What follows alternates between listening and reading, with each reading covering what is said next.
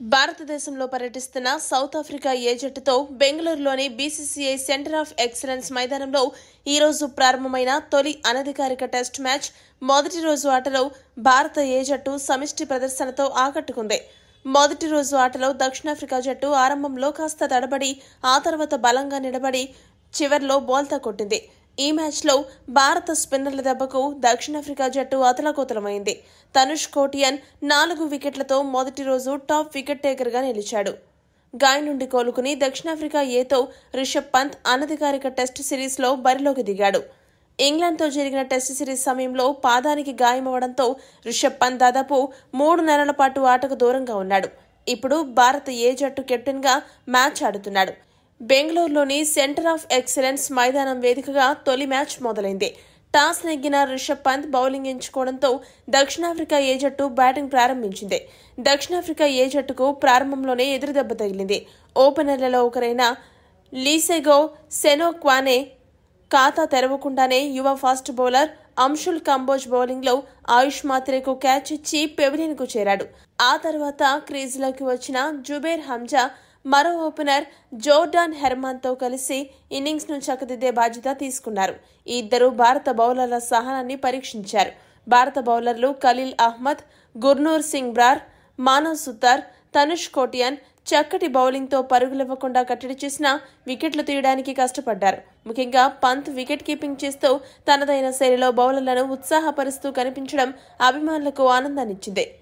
Zubair Hamza, Jordan Herman ఇద్దరు పకడ్బందీగా batting చేయడంతో భోజన విరామ సమయానికి సౌత్ ఆఫ్రికా ఏ జట్టు కేవలం 1 వికెట్ నష్టానికి 108 పరుగులు చేసింది. వీరిద్దరి భాగస్వామ్యం కూడా సెంచరీ దాటింది. జుబేర్ హంజా అప్పటికే అర్ధ సెంచరీ పూర్తి చేసుకోగా హెర్మాన్ కూడా హాఫ్ సెంచరీకి చేరువలో ఉన్నాడు. లంచ్ తర్వాత ఆట తిరిగి ప్రారంభమయ్యాక కూడా వీరిద్దరూ నిలకడగారి స్కోర్ బోర్డును పరుగులు పెట్టించారు.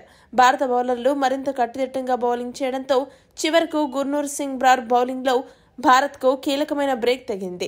అద్భుతమైన ఫామ్లో ఉన్న జుబేర్ హంజా 66 పరుగుల వద్ద గుర్నూర్ బౌలింగ్లో వికెట్ కీపర్ రిషబ్ పంత్కి క్యాచ్ ఇచ్చి అవుట్ అయ్యాడు. దీంతో రెండవ వికెట్కు ఈ ఇద్దరు నెలకొల్పిన 130 పరుగుల భారీ భాగస్వామ్యానికి తెరపడింది.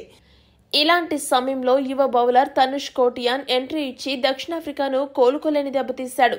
4వ స్థానంలో వచ్చిన మార్క్స్ ఆకార్ మ్యాన్ను 18 పరుగుల వద్ద సూపర్ ఫామ్లో ఉన్న జోర్డాన్ హెర్మన్ను 71 పరుగుల వద్ద పెవిలియన్కు పంపాడు. ఇషాక్ నుండి తేరుకోక ముందే మరో బౌలర్ మానవ్ సుతార్ 6వ స్థానంలో వచ్చిన రివార్డ్లో మూన్ స్వామిని 5 పరుగుల వద్ద అవుట్ చేశాడు. దీంతో దక్షిణాఫ్రికా ఏ జట్టు స్వల్ప కాలంలోనే వికెట్లు కోల్పోయింది. 197 పరుగులకి 5 వికెట్లు కోల్పోయి కష్టాల్లో పడింది. ఇటువంటి విపత్కర పరిస్థితుల్లో 5వ స్థానంలో బ్యాటింగ్కు వచ్చిన రుబిన్ హెర్మన్, 7వ స్థానంలో బ్యాటింగ్కు వచ్చిన టియాన్ వాన్ వూరెన్ చాలా జాగ్రత్తగా ఆడుతూ 6వ వికెట్కు 72 పరుగుల భాగస్వామ్యాన్ని నెలకొల్పి ఆదుకున్నారు. దక్షిణాఫ్రికా స్కోర్ 250 దాటడంలో కీలక పాత్ర పోషించారు. ఈ జోడీ సాఫీగా సాగిపోతున్న సమయంలో తనుష్ కోటియన్ మరోసారి ఎంట్రీ ఇచ్చి అదరగొట్టాడు. అర్ధ సెంచరీ పూర్తి చేసుకున్న రుబియాన్ హెర్మన్ను 52 పరుగుల వద్ద, ఆ తర్వాత క్రీజులోకి వచ్చిన ప్రెనెలన్ సుబ్రయోన్ను 1 పరుగు వద్ద వరుస ఓవర్లలో అవుట్ చేశాడు. ఇక మానవ్ సుతార్ కూడా ఆ తర్వాత తన స్పిన్ మాయాజాలం చూపిస్తూ అర్ధ సెంచరీకి చేరువైన టియాన్ వాన్ వూరెన్ను 46 పరుగుల వద్ద పెవిలియన్కు పంపాడు. ఇక మొదటి రోజు చివరిలో ఖలీల్ అహ్మద్ టైలెండర్ లుతోసిపంలాను 6 పరుగుల వద్ద అవుట్ చేశాడు. దీంతో మొదటి రోజు ఆట ముగిసే సమయానికి దక్షిణాఫ్రికా ఏ జట్టు 9 వికెట్లు కోల్పోయి 299 పరుగులు చేసింది. భారత బౌలర్లలో తనుష్ కోటియాన్ 4 వికెట్లు పడగొట్టగా మానవ్ సుతార్ 2 వికెట్లు, ఖలీల్ అహ్మద్, కంబోజ్, గుర్నర్ బ్రార్ 1 వికెట్ను దక్కించుకున్నారు. ఇక ఈ మ్యాచ్లో పంత్ ధరించిన జెర్సీ ఫోటోలు వైరల్గా మారాయి. రిషబ్ పంత్ 18వ నెంబర్తో కూడిన జెర్సీని ధరించి మైదానంలోకి వచ్చాడు. దీంతో అందరి దృష్టి ఆ జెర్సీపైనే పడింది. ఎందుకంటే అది ఒకప్పుడు స్టార్ ఆటగాడు మాజీ captain Virat Kohli test Jersey number. సాధారణంగా పంత్ జెర్సీ నెంబర్ 17, కానీ పంత్ కోహ్లీ జెర్సీ నెంబర్తో రావడం హాట్ టాపిక్గా మారింది. ఈ వీడియో గనక మీకు నచ్చినట్టయితే లైక్, షేర్, కామెంట్ చేయండి.